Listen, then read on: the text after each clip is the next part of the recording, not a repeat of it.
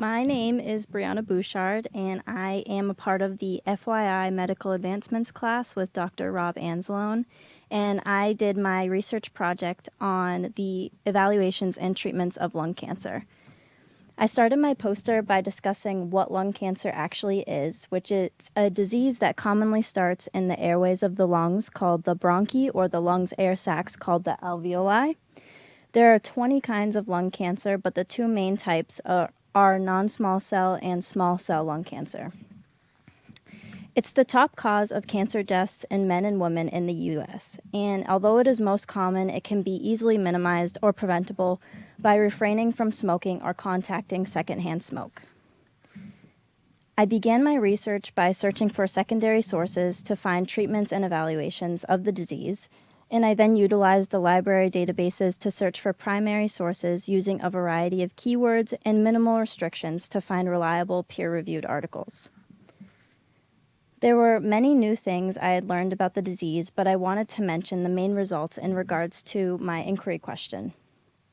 I stated a few ways doctors can evaluate a patient for lung cancer, which could include performing CT scans, sputum cytology, or tissue biopsy, to name a few. Sputum cytology was actually quite interesting, and it uses the phlegm of a patient and is viewed underneath a microscope to reveal the presence of cancer cells. Once a patient is diagnosed with lung cancer, another set of tests needs to be performed to determine the stage of the disease, which allows doctors to choose the treatment that would work best. Determining the best treatment is based on quite a few factors, such as age, stage, and the wants of the patient. It's important to first establish if the patient wants to go through with treatment, because they do have the option of just not fulfilling the treatment. Treatment is also based on many factors, and to name a few, treatment is based on many factors like age, gender, stage of cancer, to name a few. And treatment can include surgery, which may be removing a piece of the lung that is cancerous, radiation therapy, which uses high-powered energy beams to kill cancer cells, or chemotherapy, which uses chemical drugs to kill cancer cells, most common after surgery. On another note, it's interesting that typically no prominent symptoms occur in early stages, but may develop over time. One of the secondary source authors that I had researched, named Torberg, actually stated it was more likely to be discovered a patient has lung cancer when they have a chest imaging study done for a different reason in the early stages. The main conclusion of research would be that the lung cancer can be evaluated and treated in many ways, but it depends on many factors and can vary in complexity. As for future work, many studies I had come across test on more men than women. And for example, one experiment that I had looked at in particular tested on 392 men and 80 women, which isn't necessarily balanced or even though the disease is more prominent in men. Or in another study, for example, they experimented with only 13 patients who were all between the ages of 52 and 85. And I believe that the future experiments conducted should consider expanding numbers of patients tested on and making it more equal based on gender or age. And that is all. Thank you very much.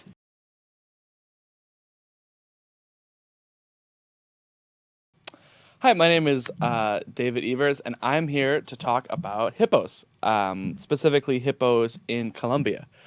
So for some context, back in the 80s, Pablo Escobar, which is a name I'm sure you know very well, a very infamous drug kingpin, he had imported a bunch of hippos from various United States zoos to his hacienda outside of Bogota, Colombia. These hippos, over the 40 some odd years that have taken place between now and then, these hippos have multiplied, and they're creating a pretty serious dent in the ecosystem of Colombia. And the scientific community doesn't really know how to deal with that. So hippos actually, they're very difficult to castrate because their reproductive organs are located up inside of their body. So it becomes a surgical procedure that, frankly, no one has the time or the money for. So castration is out the window, as is any sort of contraceptives, because they're too expensive. Because the idea is to we need to kind of quell the population, because like I just said, they're becoming a nuisance to the Colombian ecosystem and the wildlife, and they're all the fauna and the greenery of Colombia, it's just free game to these hippos. That over in Africa they have all these natural predators like the big cats, cheetahs, and whatnot. Over in Colombia they have nothing, so they've just been running rampant over the years. And the scientific community is really just looking for a way to control these hippos. And of course, you can't just sanction the murder of 80 to 100 hippos. So it's become kind of a problem, and that's what my project is on. Is I'm looking to, think about ways that we can stop this going on, because it's like I said a few times now, it's creating a disruption in the Colombian ecosystem. Thank you.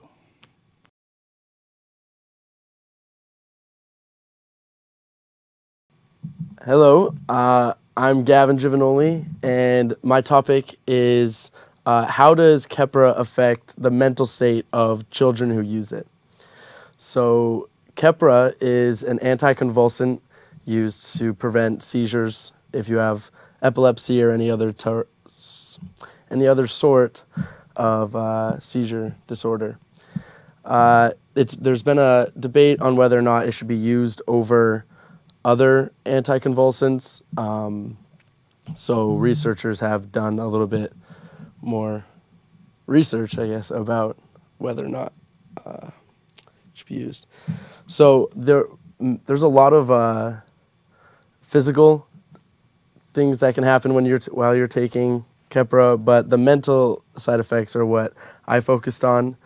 I saw my little brother took it, and I saw a change, so that's what intrigued me. It can cause nervousness, anxiety, depression, change in personality, hostility, irritability, and the list can go on and on. There's been a lot of debate. And as for like pediatric patients that were prescribed Keppra, there has been about 38 of them have experienced rage, which is not good. So, in conclusion, I found that Keppra, it's most popular because of the fact that it is affordable and it has the least amount of physical side effects. But I'm not so sure that it is the best option for anticonvulsant procedures. So thank you.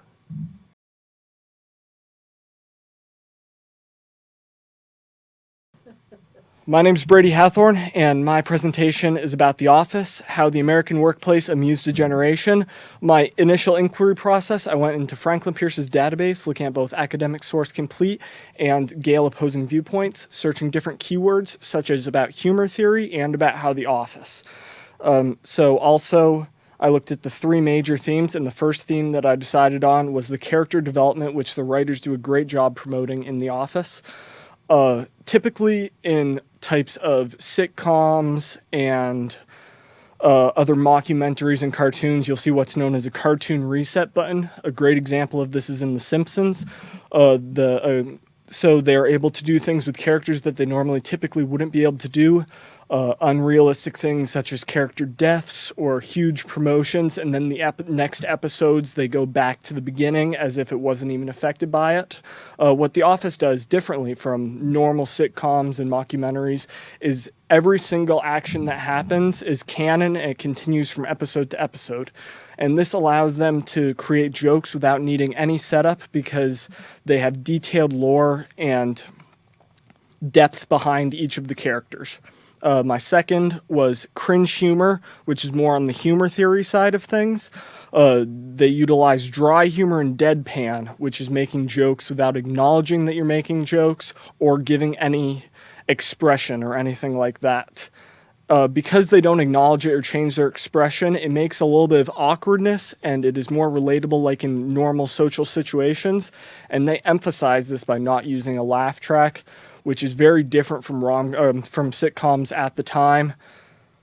And my third reason was their outlandish realism. They somehow took a very boring scene and made it into these crazy, funny, eccentric moments, which provides heavy contrast to a typical workplace. One of the ways that they use this is what The Office calls pranks. They use these comedic moments to add as a nice break between the more dull and slow-paced dry pan humor. From things like freezing a stapler in Jell-O all the way to trying to make characters believe that they're in the Matrix, they do a great job adding these crazy moments into an otherwise dull scene. For future trials, I plan on comparing how other mockumentaries have been influenced by The Office and what episodes are the most highly rated and what types of humor they rely most heavily on. And finally, watch a lot more of The Office. Thank you.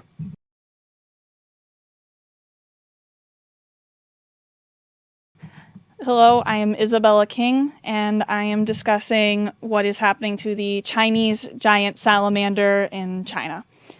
The introduction will be that human impacts are causing the rapid population decrease in the species Andreas davidanus, the Chinese giant salamander, one of 3 giant salamanders that still exists.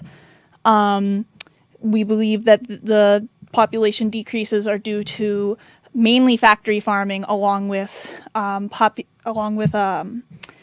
the illness is spreading in these farms, which are killing them rapidly, which also results in wild specimens being taken to repopulate these farms, along with environmental damage, which is also causing their food sources and them to rapidly decrease. The giant salamander has many programs trying to protect it, such as the simply titled the Chinese Giant Salamander Organization, which is Chinese citizens attempting to keep the species populations increasing, hopefully to a healthier state than they are as of right now, along with the help in like keeping the farms regulated and illness-free, keeping the species protected, basically, as there are few government regulations to keep them safe and basically healthy. They're a very important, they have a very important keystone role in their environment, as they are a major predator. They eat fish, crabs, insects, and without them, this could cause a population boost in these animals, which can cause pest issues, along with overpredation from these animals to other animals. Therefore, they're incredibly important to their ecosystems, along with being incredibly important to the Chinese culture as a whole. The well-known yin and yang is believed to be to Chinese giant salamanders. There's belief that these animals actually were mistaken for dragons in many years ago, as they would live in cool mountain streams and alongside waterfalls, and many mythologies talk about the dragons appearing beside waterfalls and out of waterfalls and in mountain streams, making it seem that the 1 meter long salamander likely looked like a dragon to people. The species has rapidly been decreasing throughout the early 2000s to now. They used to take up a lot of China and live all over. But now they're really confined to central China and some regions in the south, which is abnormal for the species, as their habitat is pretty widespread throughout China. But due to them being used in medicine and food and seen as a delicacy, they have been overfarmed to the extent where they're almost extinct. One of the biggest issues right now, even after protective measures have been made, is that there are no legally enforced protections. This is only citizens trying to help. Therefore, even after people have attempted to help save the species, they're still finding that populations are decreasing, because if, just citizens alone are trying to help and the government isn't, there's really little that can get done. So a modern and future question that we'd have for the giant Chinese salamander is, how can we get the government of China to cooperate, along with how can we keep the species genetically healthy, as they're finding now that their genetics are being kind of muddied together in the farms, as you have multiple different species of the Chinese giant salamander breeding into kind of one just bland, like muddied, genetically an unhealthy variant of the salamander. So that is another question. How do we genetically, do we want to hold their genetics, keep them for potentially getting healthy wild offspring, or do we want to just keep this more one center species and try to get them repopulating in the wild? Other than that, thank you for listening.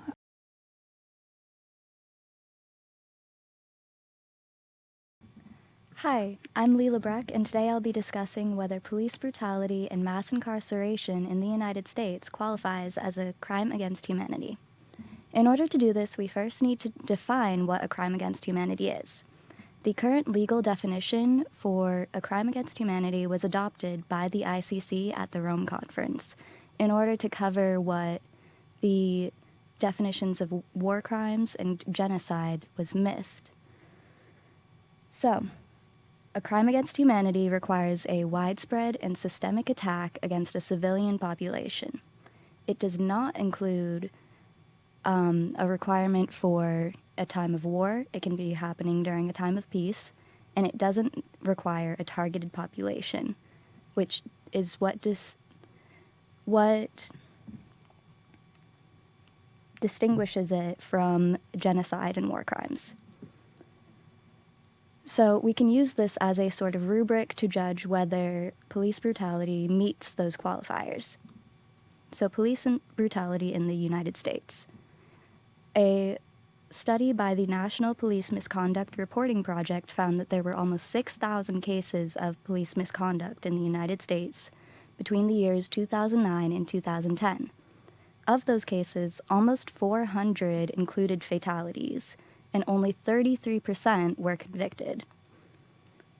This excessive violence from the police breeds excessive mistrust in the community, so the community can no longer rely on the police for safety, which is the whole point of why they're there.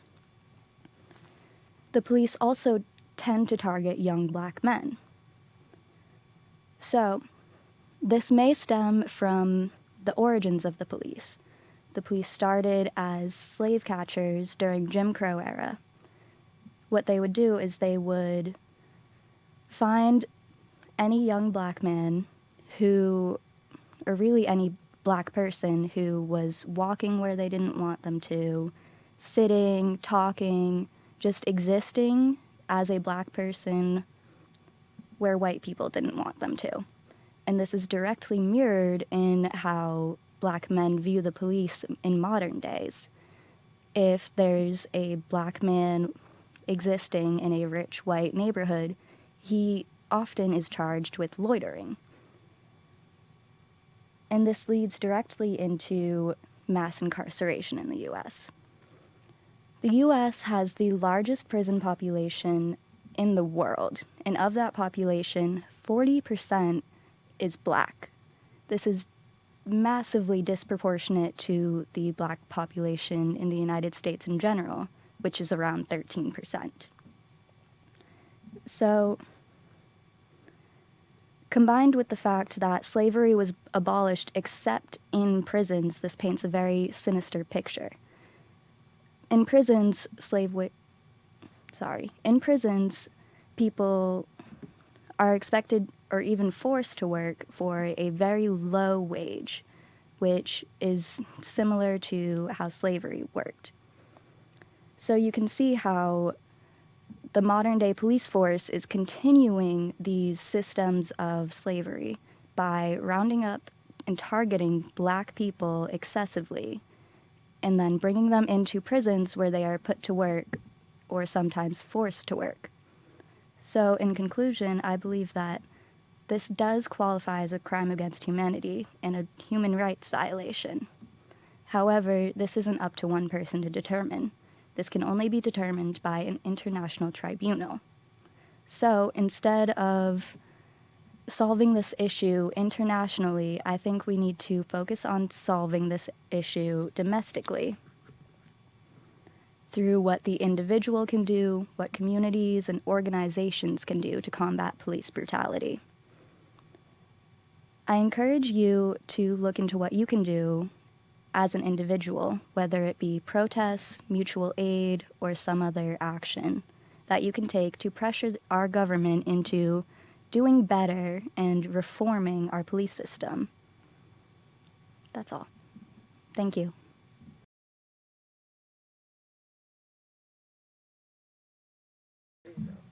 Hi, I'm Gabrielle Oliva. The focus of my research project was the implementation of a plant-based diet for the treatment and prevention of type 2 diabetes. Through my inquiry process, I found using Google Scholar to be really easy to navigate, and I used that as a resource to find all three of my sources that I focused on. Each of these three sources all highlight on the implementation of a plant-based diet to treat type 2 diabetes, which happens to be the 7th leading cause of death in the United States and is a really significant problem. Each of the three sources I analyzed shared a common independent variable, which was the implementation of the plant-based diet. The first study I looked at focused solely on type 2 diabetics. The study recorded their A1C percentage at both the beginning and the end of the study.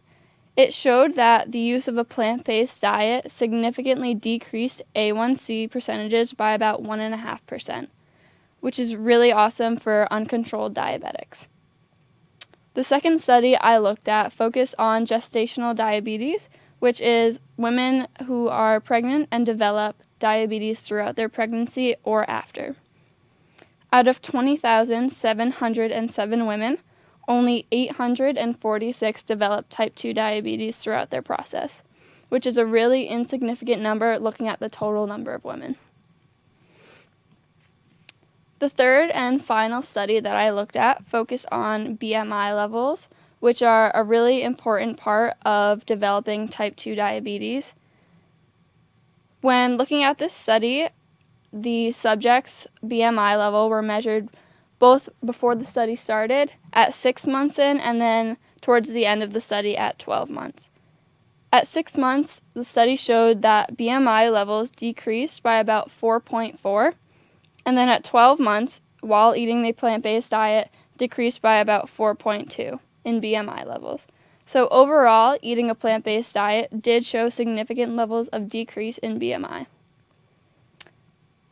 These are very significant because BMI is a big risk factor in developing type 2 diabetes. Aside from aiding in type 2 diabetes, eating a plant-based diet has shown to significantly improve cardiovascular health among other body processes. An important limitation within all three of these studies included the monitored levels of exercise. Potential future studies should investigate the ability of a plant-based diet to aid in cancer prevention and treatment. Thank you for listening.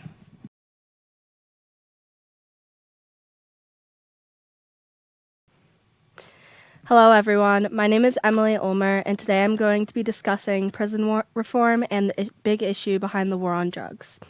If you did not already know, the war on drugs has sent millions of people to prison for low-level offenses and seriously eroded our civil liberties and rights while costing taxpayers billions of dollars a year. The war on drugs has begun as a racially motivated crusade to criminalize blacks and the anti-war left. It began in June 1971 when U.S. President Richard Nixon declared drug abuse to be public enemy number one and increased federal funding for drug control agencies and drug treatment efforts. A common discussion in our justice system is whether or not mandatory drug sentencing laws are more harmful or helpful to our society and whether or not we should put an end to the war on drugs. Many Americans have become to believe that mandatory drug sentencing laws must be overturned due to the racist connotation behind them, overcrowded prisons, the increase in tax dollars spent on imprisonment, and because we have seen no improvement as a nation on the drug problem. Some counter-arguments that have held back our progression towards prison reform and ending the war on drugs is that it has helped and implemented good things into their communities and overall society. Another is that since the production of, selling of, and consumption of drugs is highly prohibited, the number of drug-related crimes would decrease over time. These ideas do not change the fact that the laws passed to decrease drug and crime across the nation were racially motivated and eventually led to an unequal increase in incarceration rates for non-violent black drug offenders. Another issue behind the declaration of the war on drugs is the amount of financial turmoil it has created for our country. The large amounts of money spent in longer incarceration has not been beneficial and could better be spent on other programs designed to fight drug abuse. Mandatory minimum sentences can also help law enforcement move up in chain of command, assisting coercion and the targeting of minority groups. Overall, this project opened my eyes to both sides of this topic and showed me the deeper racial issue that exists within our criminal justice system. Thank you.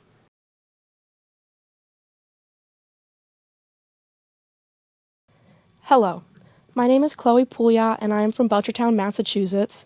My first year inquiry question was developed as an assignment in Dr. Brown's course, The Psychology of Being Human.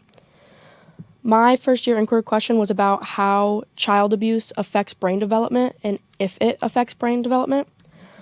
I wanted to see what child abuse would do to the brain and how it develops as the child grows, going through the maltreatment and neglect, because as we know, the brain doesn't fully develop until the age of 25. What I found during multiple studies was that it definitely does affect the brain, so I wanted to dive further into how it affected the brain. My first study was a study about birth cohorts in the UK. The BMC psychiatry program found common risk factors of child abuse in both early onset persistent and adolescence conduct problem trajectories. What this means is that basically in both young children who may show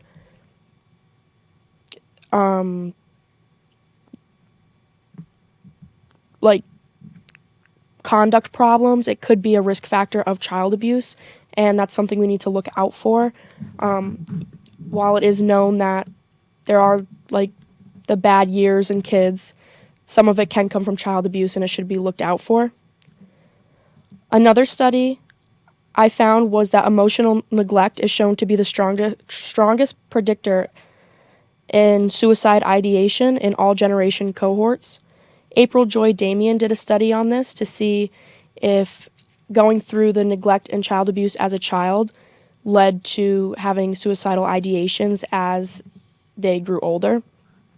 And in my final study, neglect was shown to be more prominent of a predictor for developmental changes in the brain during processing.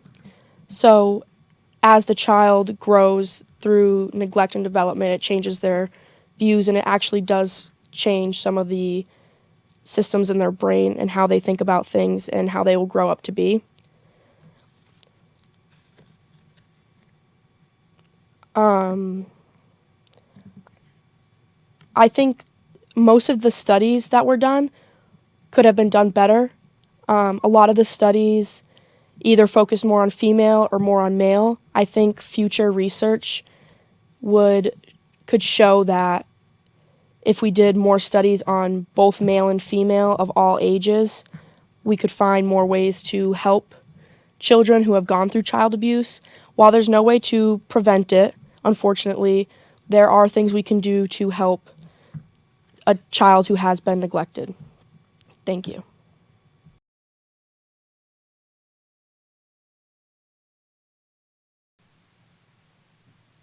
My name is Haley Hermsdorf, and my inquiry question was, how do organic foods affect your body compared to non-organic foods?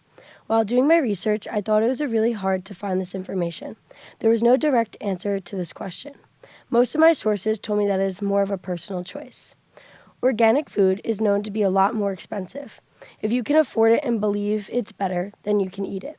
You can have people tell you many different things and make you believe it's healthier, but no evidence can support that.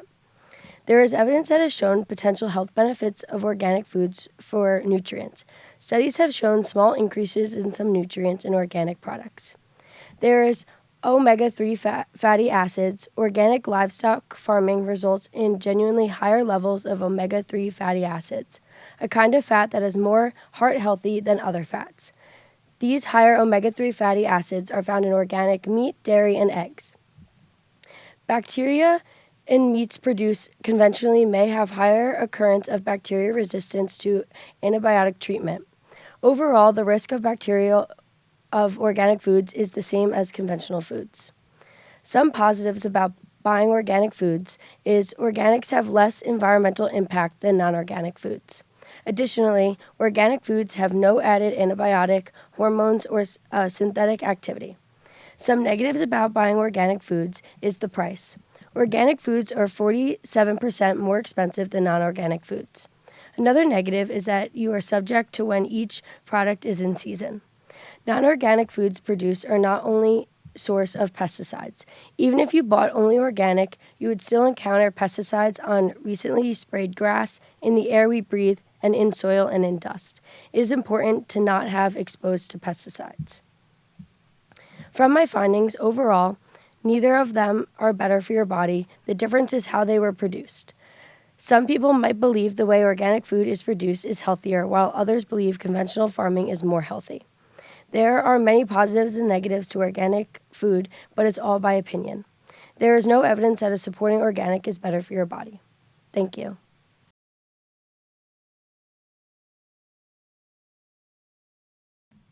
Hi, my name is Grace Nichols, and my presentation is on the resiliency of athletes. Many athletes overcome many challenges which make them resilient, such as wins, losses, fans, opponents, coaches, teammates, and even injuries. These athletes' level of resilience, these hardships are what determines if they succeed or not. Mario Gomez was a soccer player in Bayern Munich in 2009, started his all-time low, scoring only a few goals his first season. In 2010, he didn't well. He scored a career high of 28 goals as well as 7 international goals. He helped qualify his team for the Euro 2012 tournament. As many of you may know, Michael Jordan. His sophomore year, he played JV and was devastated. He moved on and let his failure drive him. When he fell back, he came back twice as hard. Michael Jordan has played in 15 seasons, won the NBA in a final 6 times, won MVP 5 times, and played in the NBA 12 All-Star games 12 times. Eduardo. He's another soccer player, and in 2008, he came into a nasty injury and broke his fibula. He recovered and transferred to a different team in 2010. He fought to regain his spot on the international level, yet still might never fully recover. He's mentally resilient. Athletes are exposed to many challenges they face. These choose between moving on or quitting. Their drive and their love for the sport is why they continue. This just so happens to be mentally and resilient. That's all I have. Thank you.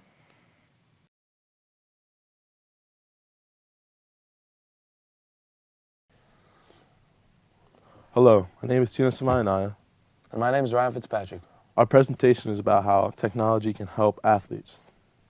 And this inquiry is very, very personal to us because everyone that we presented it to, and especially us in this group, this is very important to us because we all are interested in sports in one way or another, whether we play it or whether we watch it on TV. And we came here to talk about how athletes use it with getting recruited or looking up workouts to further their athletic career. So, like Fitz said, we usually we chose this topic because it relates to us. Some of the things that we researched were a lot of athletes use drugs to become better athletes, and that should be prohibited because technology can help us even more. And technology either helps you or ruins you. Athletes using different devices, whether to monitor themselves and day in and day out, really can help them evaluate performance and help athletes transform. Technology not only helps athletes, but also general health of the public. Some future research we can do is not only for athletes, or just for regular human beings. We can make everybody healthier to use technology to our advantages. And sports teams are actually starting to use virtual tools to improve their athletic skills. And this is very important to athletes, especially when they're coming up from a big injury, as they can strap themselves up in technology and calculate their motion and their health. And that's really important to how we recover from injuries. Thank you guys for watching. Have a nice day.